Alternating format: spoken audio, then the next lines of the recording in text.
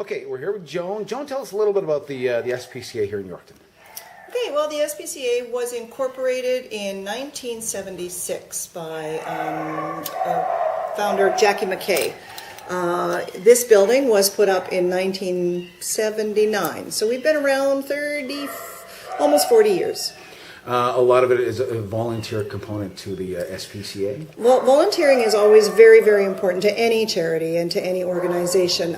The staff here is paid staff, and it's done that way for consistency purposes.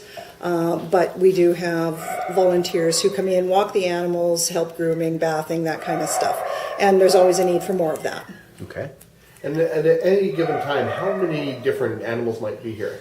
Oh, God. At any given time, there could be everything from wildlife to the domestics. So we're predominantly dogs and cats, but that doesn't mean we haven't had our share of rats and guinea pigs and rabbits and coyotes and foxes and owls and just about anything that people can come across, they can bring here, and we will do our best to get it where it's supposed to be. Mm-hmm. It's an Adopt a Shelter Pet Month.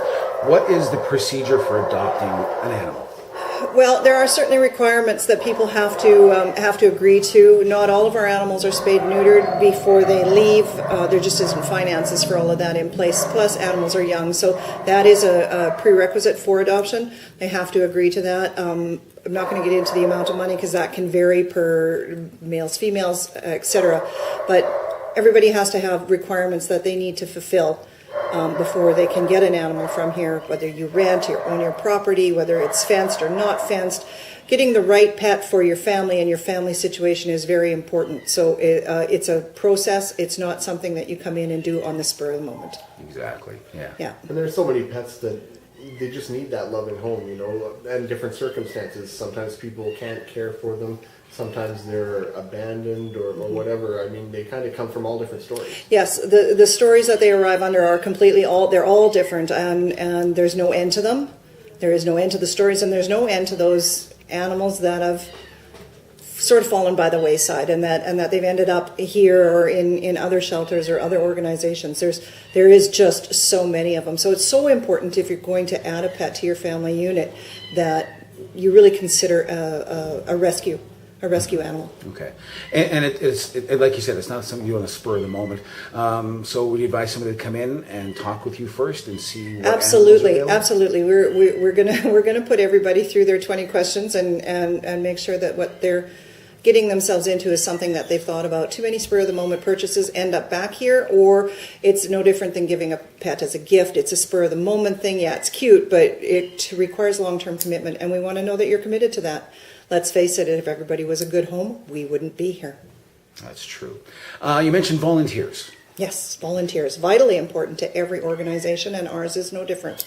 We always need volunteers for walking the animals.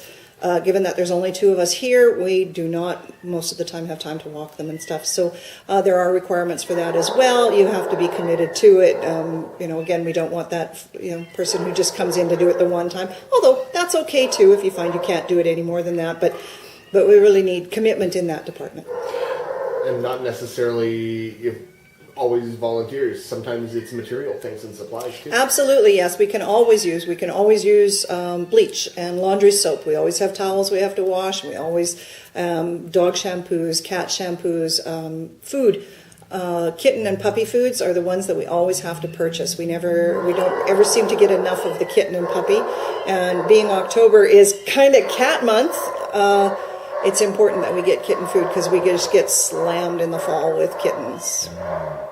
Okay, well, if someone wants more information in regards to maybe volunteering or donating some stuff, how can they get a hold of you? They can call us at 783-4080. Don't forget the 306. And certainly come down, visit our facility, come and talk to us. We're always happy to have people coming in here. We're at 79 7th Avenue South.